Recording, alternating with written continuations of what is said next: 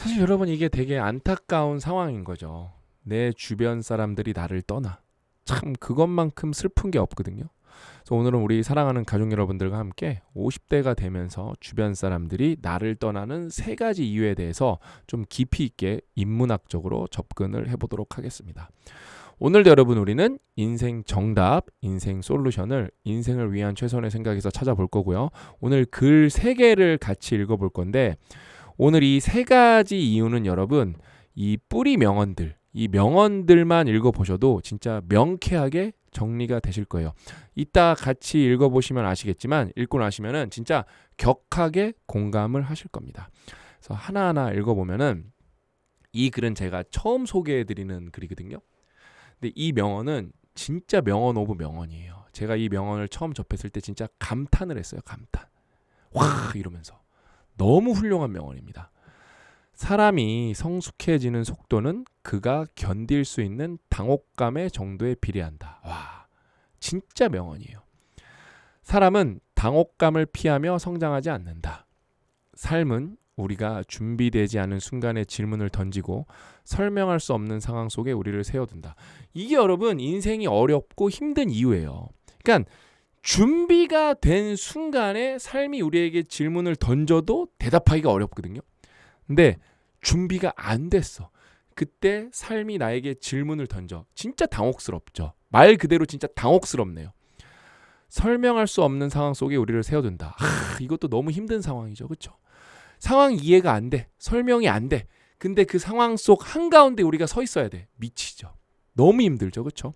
말 그대로 말문이 막히고 판단이 흔들리고 스스로가 낯설어지는 그 순간들이야말로 성숙의 출발점이다. 당혹감은 실패의 징후가 아닌 이전의 세계관이 더 이상 작동하지 않는다는 신호다. 그러니까 당혹감이 뭐예요? 잘못됐다는 게 아닌 거예요. 근데 대부분의 사람은 이 불편함을 견디지 못한다. 저도 마찬가지입니다. 이런 상황 잘 견디지 못해요. 잘 견디려고 이제 노력을 하고 공부를 하는 거죠. 그래서 예전보다는 잘 견디죠. 급히 변명을 찾고 누군가를 탓하고 상황을 단순한 옳고 그름으로 재단해버린다. 이게 진짜 여러분 나이값 못하는 겁니다. 사실 상황은 대부분 복잡한 경우가 많거든요. 근데 이거를 단순하게 흑백으로 따져버리는 경우가 많은데 그건 진짜 나이값 못하는 거예요. 그러면 사람들이 떠나죠. 그렇게 하면 마음은 빨리 안정되지만 발전은 멈춘다. 맞아요. 그 순간 심신의 안정은 얻을 수는 있겠지만 사람이 더 발전할 수가 없죠. 성숙해질 수가 없죠. 그렇죠? 당혹감을 서둘러 정리하는 사람은 자신을 지킬 수는 있어도 이것도 영원히 지킬 수는 없어요. 순간만 지키는 거예요. 자신을 넓히지는 못한다. 반대로 성숙한 사람은 당혹스러운 순간을 서둘러 밀어내지 않는다. 이게 진짜 여러분 나이값 하는 겁니다. 이해되지 않는 감정 앞에 잠시 머물고 자 이게 진짜 중요해요. 이거 하나만 기억하셔도 다 얻어간 겁니다. 그러니까 이런 당혹스러운 순간들이 있어요. 그러니까 뭔가 그때 빨리 판단을 내리지 마세요. 그냥 일단은 시간이 흘러가게 내비두세요. 그게 여러분 사람이 성숙해졌다는 증거입니다. 확신이 무너진 자리에 함부로 결론을 세우지 않는다. 내가 아직 모른다는 사실을 견디는 힘, 그 유예의 시간 속에서 사고는 깊어지고 인간은 확장된다. 성숙은 혼란을 오래 품을 수 있는 사람에게서 자란다. 당혹감이란 우리의 내면을 다시 재편하도록 요구하는 삶의 통지서다. 그 통지를 외면하지 않고 끝까지 읽어내는 사람만이, 그러니까 당혹감을 잘 읽어내는 사람만이 이전보다 한 단계 넓어진 자신으로 나아간다. 성숙은 나이를 따라오지 않는다. 나이 들면 다 성숙해질 것 같은데 전혀 그렇지 않아요. 성숙은 어떻게 따라와요? 대신 당혹을 견딘 만큼만, 이 당혹감을 잘 이겨낸 만큼만 정직하게 우리 안에 쌓여간다. 그래서 나이가 어리지만 성숙한 사람들이 있고요. 나이가 많아도 성숙하지 못한 사람들이 있는 이유가 뭐예요? 이 당혹감을 어떻게 견디고 다루냐. 여기에서 결정이 나는 거죠. 진짜 여러분 좋은 글입니다. 진짜 훌륭한 글이에요.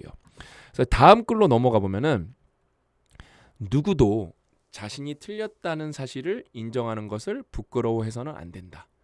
이는 달리 말하면 오늘의 자신이 어제의 자신보다 더 현명해졌다는 뜻이기 때문이다. 근데 어때요? 틀리면은 인정을 해야 되는데 나이 들면서 우기는 사람들이 더 많아져요. 그렇기 때문에 내 주변 사람들이 나를 떠나가는 거예요. 그거는 여러분 전두엽이랑 문해력이랑 상관관계가 굉장히 높습니다. 우리는 흔히 틀렸음을 고백하는 것을 자존심의 상처라 여기지만 그것은 사실 따지고 보면은 어제의 나보다 오늘 더 지혜로워졌음을 공표하는 당당한 선언이다. 틀린 답을 움켜쥐고 고집을 부리는 침체보다 기꺼이 오답을 버리고 진실을 채우는 유연함이 우리를 더욱 인간답게 만든다. 제가 여러분 이런 사람이에요. 많이 좋아졌는데 예전에는 틀린 거 인정을 안 했어요. 그래서 막 우겨서 안 되면 싸워. 그래서 제 주변에서 사람들이 좀 떠나갔어요, 실제로. 왜냐면 너무 우기니까. 많이 반성이 되네요, 이 글을 다시 읽으니까. 부끄러워해야 할 것은 새로운 빛이 비치는데도 여전히 낡은 어둠 속에 머물려 하는 고집이다.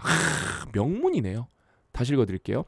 부끄러워해야 할 것은 새로운 빛이 비치는데도 여전히 낡은 어둠 속에 머물려 하는 고집이다. 그 고집을 물리치는 인정의 고통은 고통스럽겠죠. 순간에 불과하지만 그 대가로 얻는 통찰은 평생의 자산이 된다. 와, 이거는 진짜 이 문장 자체로 명언이네요. 그 고집을 물리치는 인정의 고통은 순간에 불과하지만 근데 이 순간을 못 이기는 거야. 그래서 우기는 거고 인정을 안 하는 거예요. 근데 그걸 잘 이겨내면은 내가 조금 더 지혜로워진 거잖아요. 그렇죠? 그 대가로 얻는 통찰은 평생의 자산이 되겠죠. 진짜 말 그대로 성숙해지겠죠. 내공이 쌓이겠죠. 내가 틀렸다는 사실을 깨닫는 것은 내 지성이 살아 움직이며 끊임없이 진화하고 있다는 가장 확실한 증거이기도 하다. 성숙은 자신의 부족함을 끊임없이 갱신해가는 여정이다. 내가 틀렸다라고 말하는 입술은 더 나은 진실을 향한 정직한 용기를 머금고 있다. 문장 자체가 너무 멋있네요. 내가 틀렸다라고 말하는 입술은 더 나은 진실을 향한 정직한 용기를 입술에 머금고 있는 거예요. 너무 멋있죠? 과거에 아집을 내려놓고 새로운 배움을 받아들이는 사이 우리는 매일 조금씩 더 근사한 사람이 되어간다. 문장이 되게 매력적이지 않나요? 근사한 사람이 되어간대요. 이게 참 뭐라 그럴까? 멋있고 예쁜 문장인 것 같아요. 어제의 부족한 나를 기꺼이 인정할 수 있는 자만이 내일의 더 현명한 자신을 마주할 자격을 얻는다. 명문입니다, 명문. 이런 걸 여러분 낭독해보시고 필사해보면 도움이 더 많이 되죠. 그렇죠? 그래서 틀린 거를 여러분 인정할 줄 알아야 돼요. 특히 나이가 들면 들수록 더 유연하게 내가 틀렸네. 심지어 전두엽 능력이 더 떨어지기 때문에 덜 논리적일 수도 있거든요. 예전보다. 그거를 인정하고 받아들여야 유연하게 세상을 상대할 수 있는 거고 그렇게 해야 뇌과학 관점에서도 우리 뇌는 여러분 가소성이 있단 말이에요. 틀린 거를 받아들이고 수정해야 뇌가 발전을 하죠. 그렇죠? 그거를 거부하면은 뇌는 여러분 나빠지는 방향으로 가속을 내겠죠. 이거 여러분 진짜 중요한 내용입니다. 꼭 이런 글들은 여러분 여러 번 읽어보세요. 그래서 이제 다음 글로 넘어가 보면은 이거는 요즘 시대에 진짜 너무 필요한 글이에요. 원치 않는 생각으로부터 얼마나 자유로운지 그리고 하나의 생각에 얼마나 집중할 수 있는지가 정신적인 성장을 가늠하는 척도다. 여기에는 안 나왔지만 스마트폰 때문에 우린 요즘 이걸 할 수가 없어요. 그래서 뭐예요? 정신적인 성장을 이렇게 하고 있는 게 아니라 오히려 퇴보하고 있어요. 스마트폰의 노예가 되고 알고리즘의 노예가 돼서. 우리는 하루에도 수만 가지 생각의 범람 속에 살아간다. 그 흐름의 대부분을 채우고 있는 것은 원치 않는 걱정이나 타인의 시선 같은 불필요한 부유물이다. 그런 관점에서 진정한 성장은 내면의 소란을 잠재우고 삶의 본질에 온 의식을 투여할 수 있는 의식의 주권을 되찾는 과정이다. 제가 이거 팔찌 만들어서 많은 분들한테 나눠드렸는데 이 옵티넨티오 프리마타스가 뭐예요? 주도권 확보예요. 이 인생을 위한 최소한의 생각의 핵심 메시지 중에 하나가 뭐냐면은 주도권 확보입니다. 주도권 확보. 집중은 효율을 위한 수단이기에 앞서 흩어진 내면의 질서를 바로잡는 수행이다. 와, 집중하면은 그 인풋 대비 아웃풋 그 비율이 그냥 더 좋아지는 걸로 생각하는 경우가 많은데 집중은 단순히 효율의 수단이기에 앞서 뭐래요? 흩어진 내면의 질서를 바로잡는 수행이래요. 하나의 대상에 깊이 몰입할 때 마음의 파편들은 하나로 모이며 그 응축된 힘은 우리를 표면적인 불안 너머의 본질로 인도한다. 반대로 원치 않는 생각이 꼬리에 꼬리를 물도록 방치하는 것은 내면의 영토를 무법천지로 내어주는 것 같다. 이걸 여러분 다르게 요즘식으로 쓰면은 원치 않는데 생각보다 내가 볼 의지가 없는데 그냥 무의식적으로 관성이 있어서 쇼츠를 보고 또 보는 건 뭐예요? 내면의 영토를 무법천지로 내어주는 것과 같다. 진짜 그냥 완전 일맥상통하는 문구입니다. 너무 중요한 말이에요.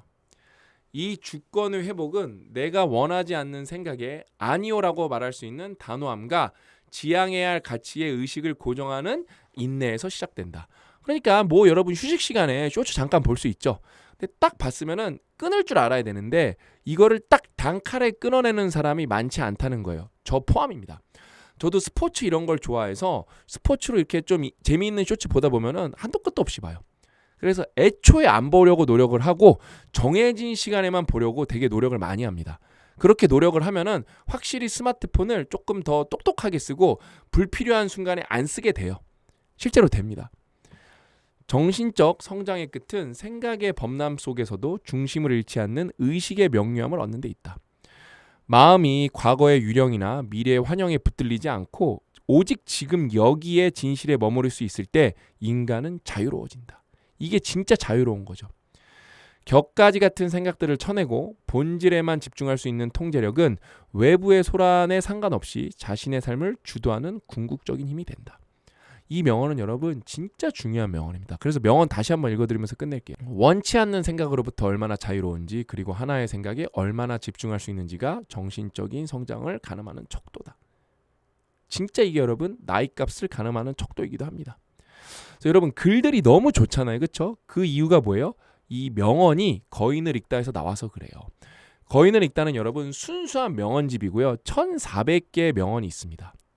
정말 여러분들이 어디에서 본 적도 없는 통찰력 넘치는 명언들이 너무 많아서 인생을 위한 최소한의 생각과 거인을 읽다는 여러분 하나의 세트예요.